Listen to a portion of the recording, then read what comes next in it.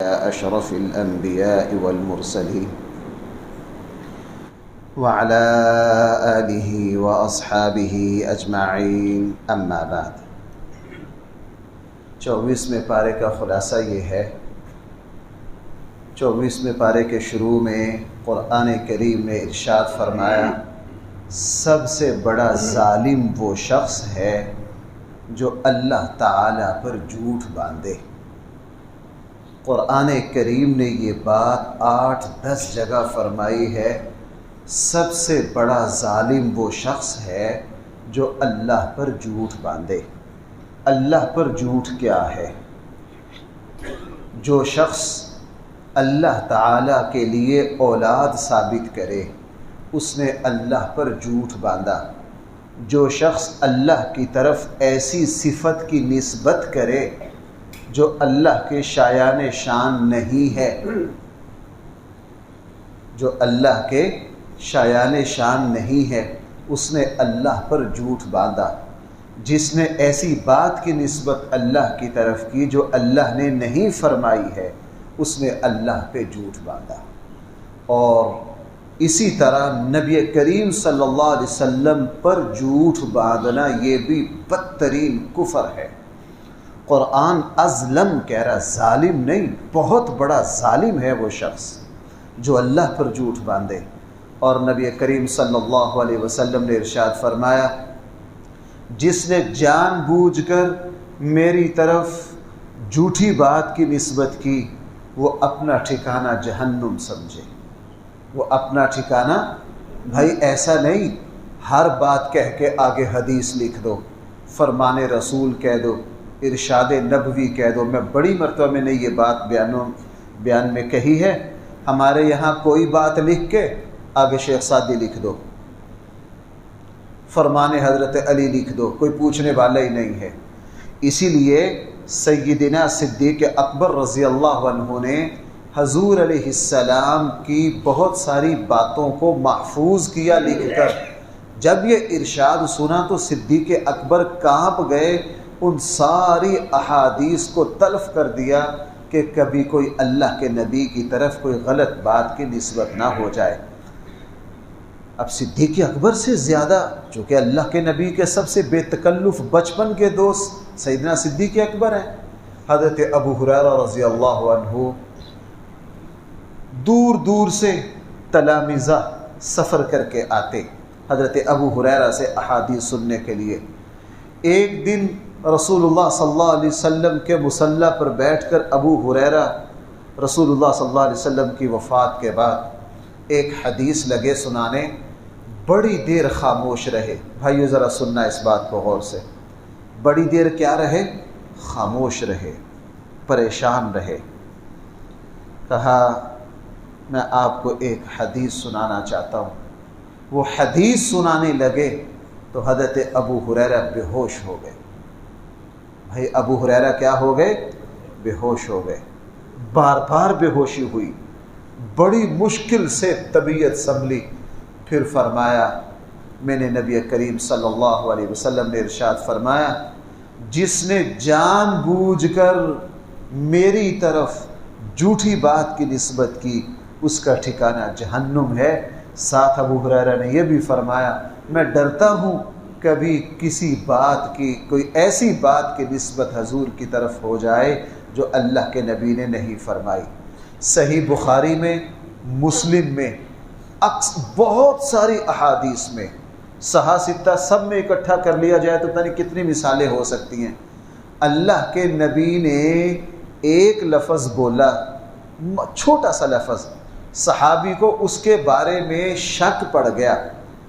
لمبی بات حضور نے فرمائی، ساری یاد ہوگی، بس ایک لفظ میں شک پڑ گیا تو اس صحابی نے جب حدیث آگے بیان کی تو بیان کر کے ساتھ وضاحت کر دی کہ اس میں جو یہ لفظ ہے نا اس کے بارے میں مجھے شک ہے، اللہ کے نبی نے یہ لفظ استعمال کیا تھا یا یہ لفظ استعمال کیا تھا۔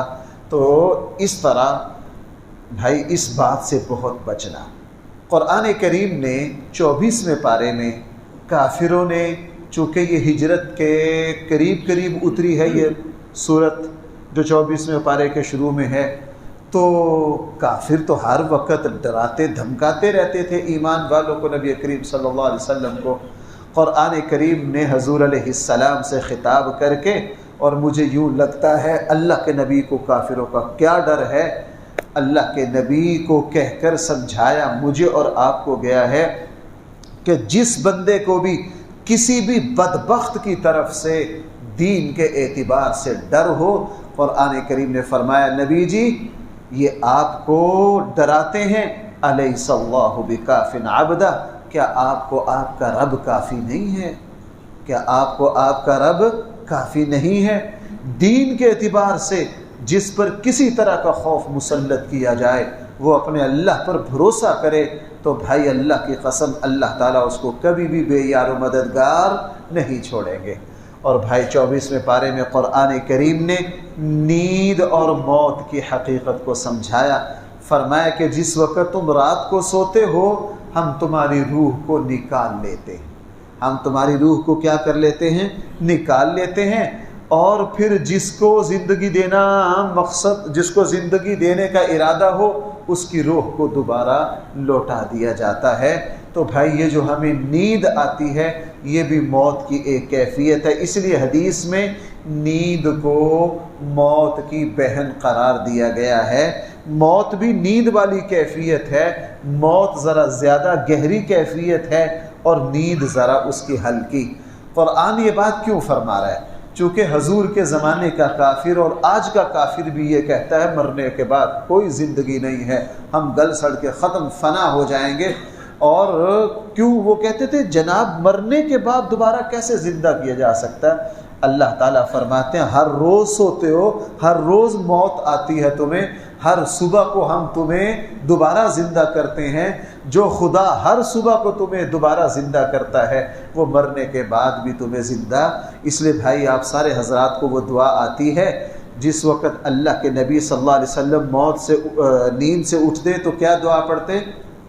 احیانا بعدما اماتنا والیہ النشور۔ میں اس ساری تعریفیں اس اللہ کے لیے، ساری تعریفیں جس نے ہمیں موت کے بعد دوبارہ، آگے فرمایا والیہ النشور، قیامت کے دن بھی وہی اللہ زندگی دے گا۔ اور بھائی قرآن کریم نے 24 میں فرمایا ہر چیز کے خالق بھی اللہ ہیں، ہر چیز کی حفاظت کرنے والے بھی اللہ ہیں، اور تاکید سے فرمایا لہو مقالید السماوات والارض، زمین و آسمان کی ساری چابیاں اللہ کے پاس ہیں، اور رزق کو کس کا رزق کتنا ہے یہ بھی صرف اللہ ہی کے اختیار میں ہے۔ اللہ تعالیٰ جس کا چاہتے ہیں رزق میں وسعت دے دیتے ہیں اور جس کا چاہتے ہیں اللہ تعالیٰ رزق تنگ کر دیتے ہیں۔ اور بھائی 24ویں پارے میں ایک بات قرآن کریم نے ارشاد فرمائی ہے، ویسے پورے قرآن کریم میں یہ بات 3 جگہ فرمائی ہے۔ بھائی یہ بات کتنی جگہ ہے؟ ذرا وہ بات کیا ہے؟ قرآن نے فرمایا وما قدر اللہ حق قدری، لوگوں نے اپنے اللہ کی قدر نہیں کی، لوگوں نے اپنے اللہ کی قدر نہیں کی، اپنے رب کی قدر و منزلت کو نہیں پہچانا کہ وہ اللہ تم پر کتنا مہربان ہے، تمہیں اس کا اندازہ نہیں ہے۔ اس لیے ہمارے آقا صلی اللہ علیہ وسلم کی ایک بڑی پیاری حدیث ہے، حضور نے فرمایا الخلق عیال اللہ، ساری مخلوق اللہ کا کنبہ ہے۔ بھائی ساری مخلوق اللہ کا قبیلہ اور خاندان ہے۔ اللہ تعالیٰ اس لیے بندے پر مہربان ہے، بندے کی ہر ضرورت کو پورا کرتے ہیں۔ قرآن کریم نے 24ویں پارے میں قیامت کا ایک منظر اور اس کے بعد کی کیفیت کو بیان کیا، فرمایا وَنُفِخَ فِي الصُّورِ فَصَعِقَ مَنْ فِي السَّمَاوَاتِ، جس وقت سور پھونکا جائے گا اللہ جل جلالہ اس پوری کائنات کو تباہ کر دیں گے۔ بھائی قرآن میں جگہ جگہ یہ بات ہے، اس کائنات میں ہر چیز میں ثقل اور کشش ہے۔ کیوں بھائی ہر چیز میں کیا ہے؟ وزن اور کشش ہے۔ ہم کوئی چیز چھوڑتے ہیں وہ نیچے جا گرتی ہے، اس کو نیچے کون سی چیز کھینچتی ہے؟ زمین کی کشش ہے جو اس چیز کو کھینچ رہی ہے۔ جس وقت اسرافیل علیہ السلام سور پھونکیں گے اس پوری کائنات کی ساری کششوں کو اڑا کر رکھ دیں گے۔ اس لیے قرآن جگہ جگہ فرما رہا اذا الشمس كورت واذا النجوم انكدرت، یہ چاند اور سورج اور پہاڑ جو ہیں یہ تو بے وزن روئی کی طرح اڑتے پھریں گے، اور جس وقت سور پھونک دیا جائے گا ہر چیز فنا ہو جائے گی اور کوئی بھی زندہ نہیں رہے گا۔ حدیث میں آتا ہے کہ ایک وقت آئے گا اللہ فرشتوں کو بھی ختم کر دیں گے، انبیاء تو پہلے ہی موت کے آغوش میں چلے گئے، فرشتے بھی، کوئی جاندار چیز یہاں کے چاند سورج سمندر پہاڑ کوئی چیز بھی باقی نہیں رہے گی۔ جس وقت کوئی چیز باقی نہیں رہے گی اس وقت اللہ تعالیٰ فرمائیں گے لمن الملک اليوم، آج بتاؤ آج کس کی بادشاہت ہے؟ لیکن کوئی جواب دینے والا اس دن اللہ تعالیٰ پھر خود فرمائیں گے للہ الواحد القہار، آج اس زبردست رب کی حکومت ہے۔ حکومت تو آج بھی اللہ کی ہے، لیکن دنیا میں جھوٹے مدعی خدائی کے بہت ہوتے ہیں۔ وہ وقت ایسا ہوگا کہ کوئی جھوٹا دعویٰ کرنے والا بھی موجود نہیں ہوگا۔ قرآن کریم نے 24ویں پارے میں جس وقت جہنمیوں کو جہنم کے دروازے پر لے جایا جائے گا اس منظر کو بیان کیا۔ جس وقت جہنم میں داخل ہوں گے تو جہنم کے فرشتے کہیں گے تمہیں دنیا میں انبیاء سمجھانے آئے تھے، تمہاری عقل میں بات نہیں آئی؟ الم یأتکم رسل منکم یتلون علیکم آیات ربکم، ان کے پاس اس دن کوئی عذر نہیں ہوگا، اس دن کوئی عذر، اعتراف کریں گے۔ بھائی جہاں جہاں قرآن کریم نے کافروں کی سزاؤں کا جہنم میں لے کر جانے کا ذکر کیا ہے، ساتھ ساتھ کافروں کے اعتراف کا بھی ذکر ہے، وہاں کافر بہت اعتراف کریں گے ہم تک ہر بات پہنچی تھی لیکن بس ہم مان کے نہیں دیے۔ لیکن بھائی وہاں کا اعتراف ان کو کوئی فائدہ نہیں دے گا۔ دنیا میں اعتراف اللہ کو، اکثر میں نے کئی مرتبہ آپ سے یہ عرض کیا ہے، بھائی اگر کوئی بندہ عدالت میں جا کے یہ بیان دے دے کہ میں نے قتل کیا ہے تو بھائی عدالت اس کو معاف نہیں، اقراری مجرم کی معافی کا سوال ہی پیدا نہیں ہوتا۔ جو عدالت میں جا کے سر عام اپنے جرم کا اعتراف کرے اس کو سزا ملتی ہی ملتی ہے۔ صرف اللہ کی بارگاہ ہے، جو بندہ اللہ کی بارگاہ میں جتنا اعتراف کرتا ہے اللہ اس کو اتنا ہی معاف فرما دیتے۔ اور بھائی قرآن کریم نے پھر جنتیوں کا بھی ذکر کیا۔ جنتی جس وقت جنت میں داخل ہوں گے فرشتے ان کو سلام کریں گے اور ان کو خوش آمدید کہیں گے۔ فرشتوں، لمبی بات ہے یہاں، فرشتے ان کو بہت کچھ کہیں گے اور گویا کہ مبارکباد دیں گے، اور جب فرشتے ان کو مبارکباد دیں گے نا تو وہ جنتی پتہ کیا کہیں گے؟ جنتی کہیں گے بھائی ہم جنت تک پہنچ گئے، یہ تو صرف ہم پر اللہ کا فضل ہوا ہے۔ یہ تو کس کا فضل ہوا ہے؟ ہم پر اللہ کا فضل ہوا ہے۔ اور ہمارے آقا صلی اللہ علیہ وسلم نے ارشاد فرمایا جنت میں جو بھی جائے گا وہ اللہ کے فضل کی وجہ سے جائے گا۔ اس کا یہ مطلب نہیں کہ عمل کرنے کی ضرورت نہیں، خود قرآن نے دوسری جگہ واضح فرما دیا اللہ کا فضل ہوگا ہی اس پر جو بھائی کیا کرے گا؟ نیک عمل کرے گا۔ اور قرآن کریم نے 24ویں پارے میں فرمایا کہ جب تم زمین پر چلو تو عبرت کی نگاہ رکھا کرو، عبرت پکڑا کرو۔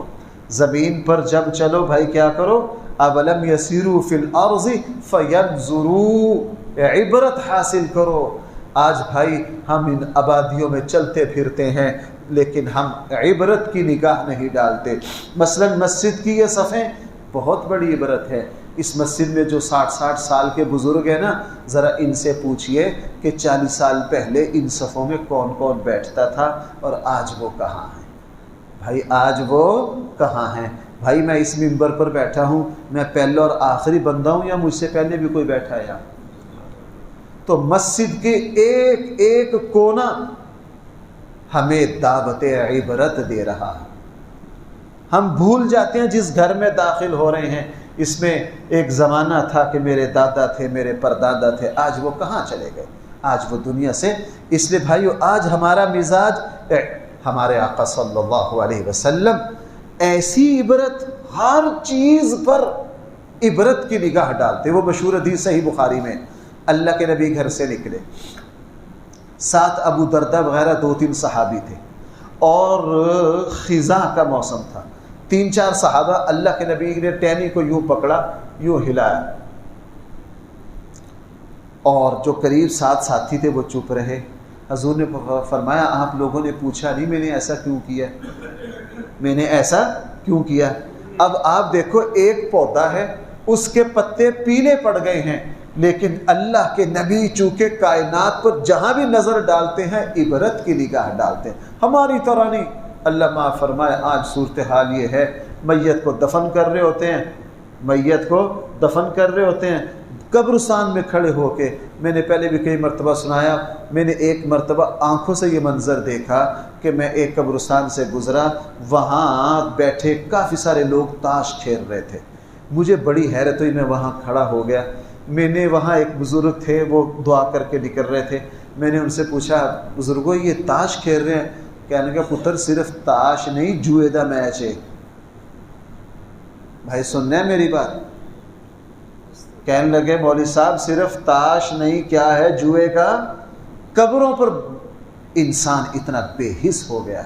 قرآن کہہ رہا ہے زمین پر چلو پھرو عبرت کی نگاہ سے۔ اللہ کے نبی کے پیلے پتوں پر نظر پڑی، فوراً ان کو جھٹکا دیا، وہ سارے گر گئے۔ ساتھ جو صحابی تھے ان سے فرمایا تو آپ نے پوچھا نہیں میں نے ایسا کہا؟ اللہ کے حبیب بتلا دیجئے۔ پھر یہ دو موقع پر ہوا ہے۔ ایک موقع پر اللہ کے نبی نے فرمایا کہ جب کوئی بندہ مومن اچھی طرح وضو کر کے خشوع سے نماز پڑھتا ہے اس کے گناہ اس طرح جڑتے ہیں جس طرح خزاں کے موسم میں اس درخت کے پتے جڑے۔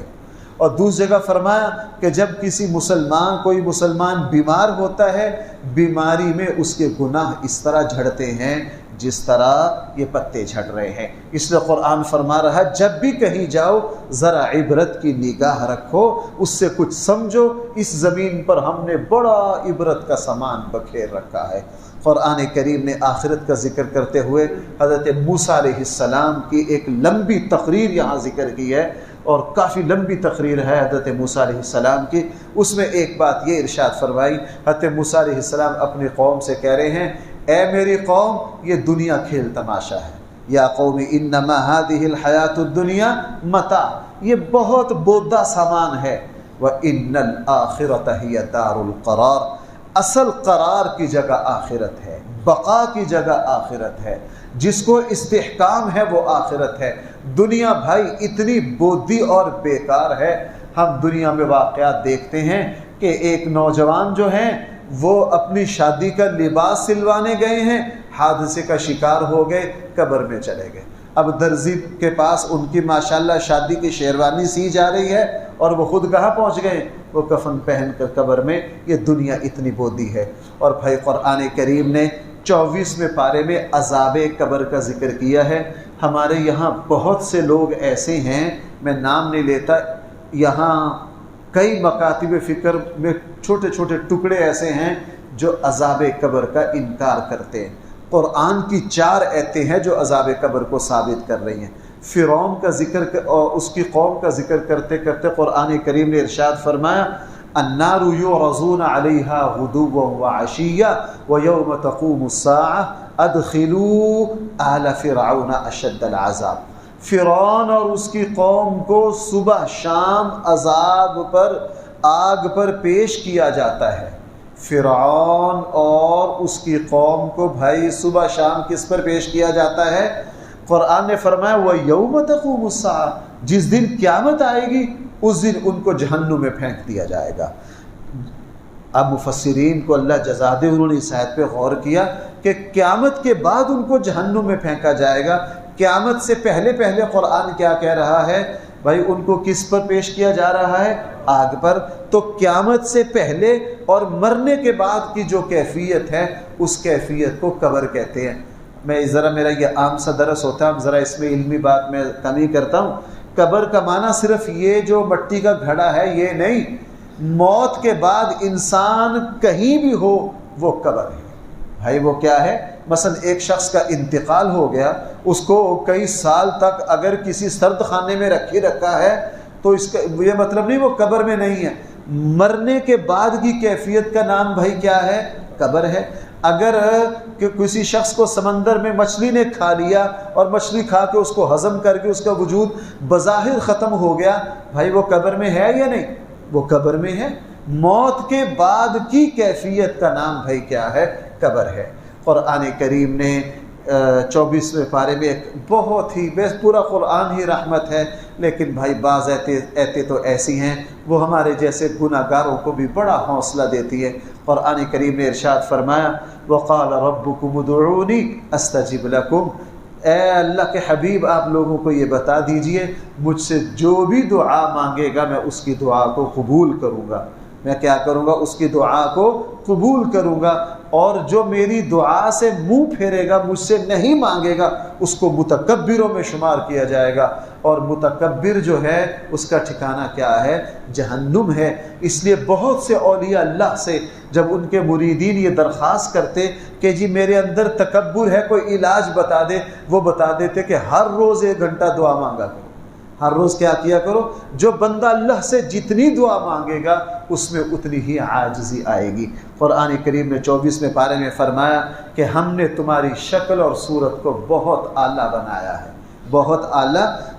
قرآن 2 باتیں کہتا ہے ہر جگہ، ہم نے تمہیں صورت اور شکل دی اور بہت اعلیٰ دی۔ فَأَحْسَنَ صُوَرَكُمْ، انسان سے بڑھ کر ہم نے اپنی مخلوق میں سے کسی کو کوئی شکل نہیں دی۔ اور قرآن کریم نے اس منظر کو بیان کیا ہے جس وقت جہنمیوں کو زنجیروں سے جکڑ کر گھسیٹا جائے گا، اِذِ الْأَغْلَالُ فِي أَعْنَاقِهِمْ، ان کی گردنوں میں زنجیریں ڈال کر ان کو گھسیٹا جائے گا۔ پھر وہی بات جو میں ابھی عرض کر کے آیا ہوں، فرشتے جب ان کو گھسیٹیں گے ساتھ یہ بھی کہیں گے تمہیں دنیا میں کوئی پیغام دینے والا نہیں آیا تھا؟ وہ فوراً آگے سے کہیں گے بالکل آئے تھے، ہم نے جان بوجھ کر ان کو جھٹلایا۔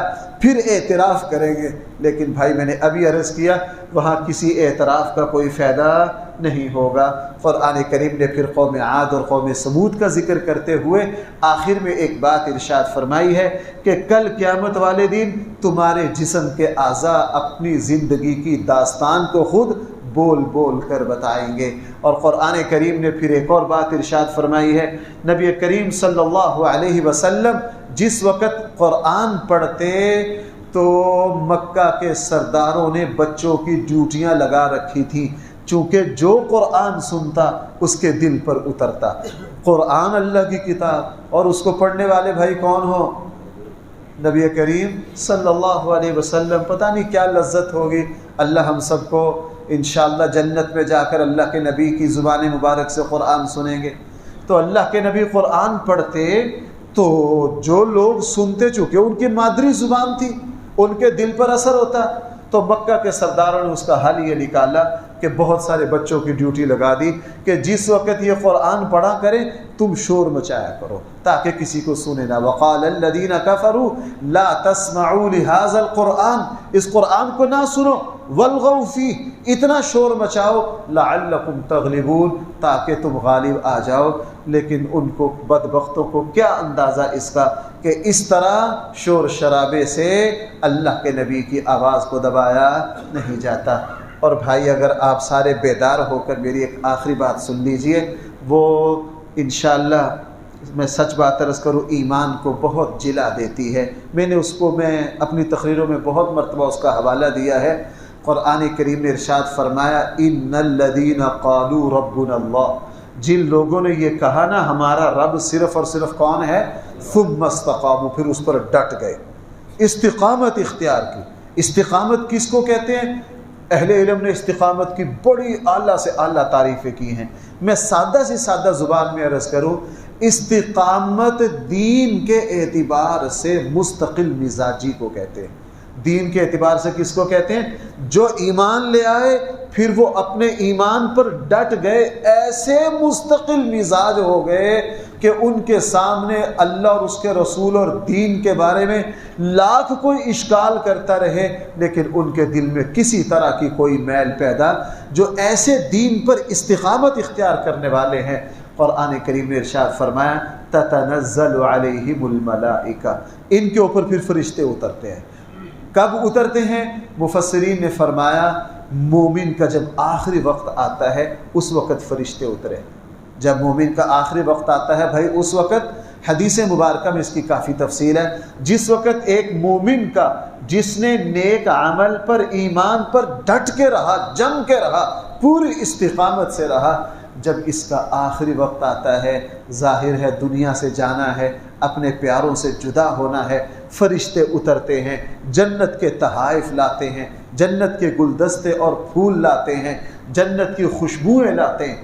جنت کی کیا لاتے ہیں؟ خوشبوئیں لاتے ہیں. اور جب فرشتے اس کو جنت کے تحائف پیش کرتے ہیں، یہ ان کو دیکھنے میں ایسا ڈوبتا اور مگن ہوتا ہے. جب فرشتے دیکھتے ہیں کہ یہ اللہ کی طرف متوجہ ہو گیا ہے، یہ آخرت کی طرف متوجہ ہو گیا ہے، تو پھر فرشتے اس کی روح کو نکال لیتے ہیں.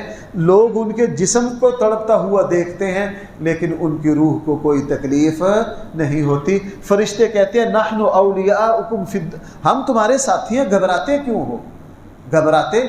اور اس پر اتنی مثالیں ہیں. میں نے ابھی شاید رمضان کے کسی درس میں عرض کی، میدان احد میں اللہ کے نبی نے جب وہ ایک صحابی کا پتہ کرنے کے لیے بھیجا تھا، وہ صحابی پہنچے دوسرے اپنے ساتھی کے پاس جو میدان احد میں زخمی پڑے تھے، حضور کا سلام پہنچایا اور ساتھ یہ کہا اللہ کے نبی پوچھ رہے ہیں آپ کیسے ہو؟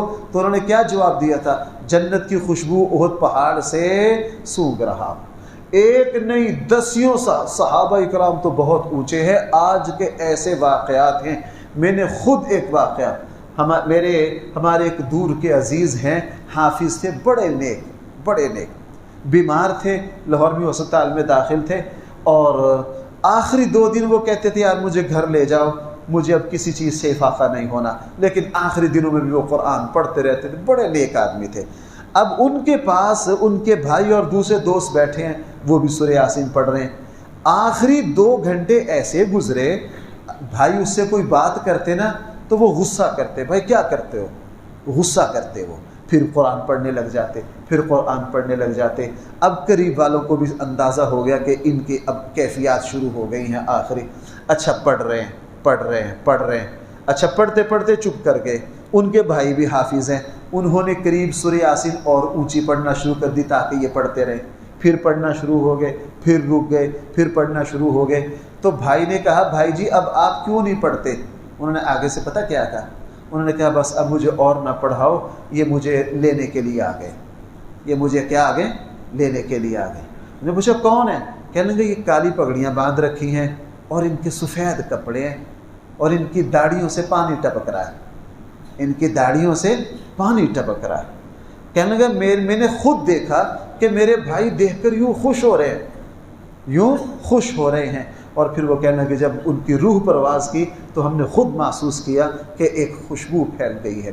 اس طرح کے تو ایک نہیں بھائی، سینکڑوں واقعات ہیں. قرآن کی یہ سچائی ہے بھائی. جانا ہر کسی نے ہے، اللہ تعالی ہم سب کو اچھی موت دنیا سے لے جائے. اور بھائی آخری بات قرآن کریم نے ارشاد فرمائی، سب سے اعلیٰ بات دیکھو بھائی، سب سے اعلیٰ بات اس شخص کی ہے جو اللہ کی طرف بلائے. جو کس کی طرف بلائے؟ وَمَنْ أَحْسَنُ قَوْلًا مِّمَّنْ دَعَا إِلَى اللَّهِ وَعَمِلَ صَالِحًا. بھائی سب سے اعلیٰ بات اس کی ہے جو کس کی طرف بلائے؟ اللہ کرے آج کے مسلمان کوئی بھائیو ہم کس چیز کی دعوت دیں گے؟ اذان مسلمان کی مکمل دعوت ہے. مسلمان اب آپس کی فرقہ بندیوں میں، آپس کے جھگڑوں میں، آپس کی مصیبتوں میں پھنس گئے ہیں. امت مسلمہ بور سے اس وقت تک نہیں نکلے گی جب امت مسلمہ اس نقطہ پر نہیں آئے گی کہ ہم دنیا میں جب بھی کسی کو دعوت دیں گے صرف اللہ اور اس کے رسول کی دعوت دیں گے. صرف کس کی دعوت دیں گے؟ جو حضرات بھائی مسلسل یہاں میری گزارشات سنتے ہیں. ہم میں لاکھوں خامیاں ہیں لیکن ہم کوشش کرتے ہیں کہ صرف اللہ اور اس کے رسول کی طرف دعوت دیں. تو بھائی قرآن کہہ رہا ہے وَمَنْ أَحْسَنُ قَوْلًا مِّمَّنْ دَعَا إِلَى اللَّهِ وَعَمِلَ صَالِحًا. سب سے اچھی بات اس کی ہے جو اللہ کی طرف دعوت دے اور خود بھی عمل کرے. خود بھی کیا کرے؟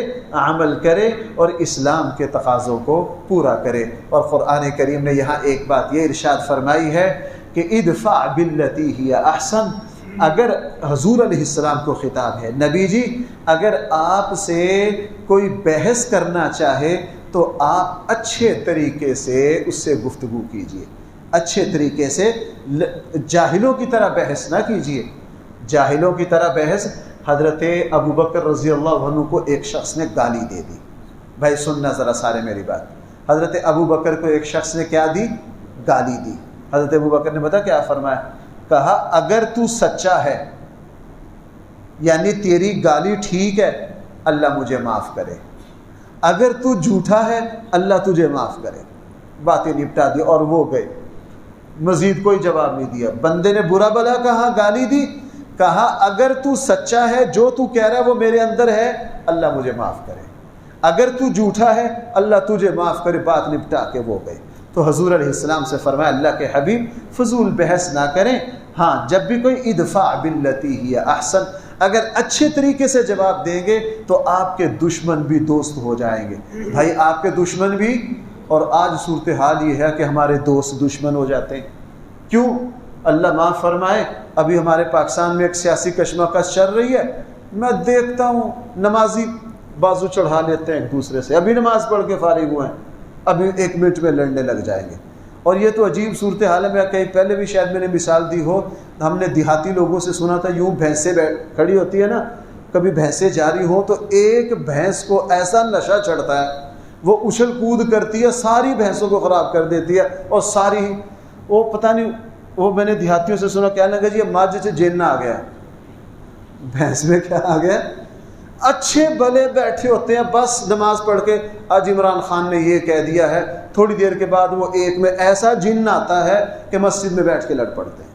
تو میں تو بھائی اس رمضان میں بہت دوستوں کو کہہ رہا ہوں خدا را ان سیاسی بحثوں سے اپنے روزے کو بچائیے، اپنی عبادات کو بچائیے، اپنی عبادات کو۔ چند دن پہلے میں ایک جگہ تھا، وہ افطاری پہ جانا تھا، جب میں گیا تو ماشاءاللہ وہاں گرما گرم تو افطاری کا وقت ہے، میں دیکھا جی ماشاءاللہ 100 کی سپیڈ پر دانشوری چل رہی ہے، بازو چڑھا رکھے ہیں ایک۔ اب میں جا کے بیٹھ گیا، مجھے بیچارے ان کی مہربانی میری شرم کر کے چپ کر گئے، تو میں نے ان سے ایک سوال کیا، میں نے کہا یار آپ پہلے مجھے یہ بتاؤ آپ میں سے کون کس پارٹی کا ہے؟ 2 پارٹیوں کے بندے تھے، دونوں کو الگ الگ، اچھا یہ اس پارٹی کے ہیں کہ اس پارٹی کے ہیں۔ میں نے ان میں سے ایک کو پوچھا یہ آپ کے دوست ہیں؟ جی۔ میں نے کہا ناراض نہ ہونا، میں آپ کو ایک سچی بات پوچھوں، اگر آپ کا انتقال ہو جائے تو آپ اس دوست سے کیا توقع رکھتے ہیں؟ کہنے لگا جی میرا بچپن دا یار ہے، میرے جنازے میں شریک ہوگا، میرے کفن دفن میں شریک ہوگا۔ میں نے کہا جس لیڈر کے پیچھے آپ لڑ رہے ہیں وہ تو نہیں آئے گا، وہ تو نہیں آئے گا۔ اب خاموش۔ میں نے کہا آپ کا بھی یہ حال ہے، آپ کا بھی یہ حال ہے، ہم بچپن کے دوست ہیں، خوشی غمی کے ساتھی ہیں، نماز میں کندھے سے کندھا ملا کے کھڑے ہوتے ہیں۔ توقع ہے کہ اگر مجھ پر مصیبت آ گئی میرا یہ دوست سب سے پہلے پہنچے گا، اگر میرا انتقال ہو گیا جب تک زندہ رہے گا میرے بعد میرے لیے مغفرت کی۔ اور ہم ایسے پکے دوستوں سے ان لیڈروں کے وجہ سے لڑتے ہیں جن کو نہ ہماری پرواہ ہے، نہ لینا ہے نہ دینا۔ پتہ نہیں کیا ہو گیا اس قوم کو، ساری قوم لڑتی پھر رہی ہے، ساری قوم۔ اور ہم تو بھائی نیک تو نہیں ہیں لیکن دن رات رہتے نیکوں میں ہیں۔ جب نیکوں میں نماز تراویح و تہجد پڑھنے والے بازو چڑھا لیتے ہیں تو بازار والوں کو ہم کیا کہہ سکتے ہیں؟ اس لیے بھائی اپنے آپ کو سیاسی، ہر بندے کا سیاسی موقف ہے بھائی رکھو، اور اس کو دلیل سے بیان کرنے میں بھی کوئی حرج والی بات ہے۔ بات ہو رہی ہے لڑائی کی اور چڑھانے کی، 1 منٹ میں لڑ پڑنا، وہ حدیث میں کئی جگہ سنا رہا ہوں اس رمضان میں، اللہ کے نبی نے فرمایا اگر تم روزے سے ہو، تم سے کوئی بحث کرے اور لڑے تو اس سے لڑو نو، آگے سے کیا کہہ دو میرا روزہ ہے۔ تو بھائی ہم سب کہیں ہمارا کیا ہے؟ روزہ ہے۔ اپنے آپ کو ان فضول چیزوں سے بچاؤ۔ اللہ کے نبی سے فرمایا ادفع باللتی ہی احسن، نبی جی اگر کہیں آپ کو بحث کرنی پڑے اچھے طریقے سے، اگر آپ اچھے طریقے سے پیش آئیں گے آپ کے دشمن بھی کیا ہو جائیں گے۔ تو بھائی میری اس بات پر غور کرو، آج صورتحال یہ ہے کہ منٹوں میں ہمارے دوست بھی کیا ہو جاتے ہیں؟ دشمن ہو جاتے ہیں، ہم الٹ چل رہے ہیں۔ اللہ تعالی ہم سب کو قرآن کریم کا صحیح فہم عطا فرمائے۔ الحمدللہ رب العالمین، والصلاة والسلام علی سید الانبیاء والمرسلین وعلی آلہ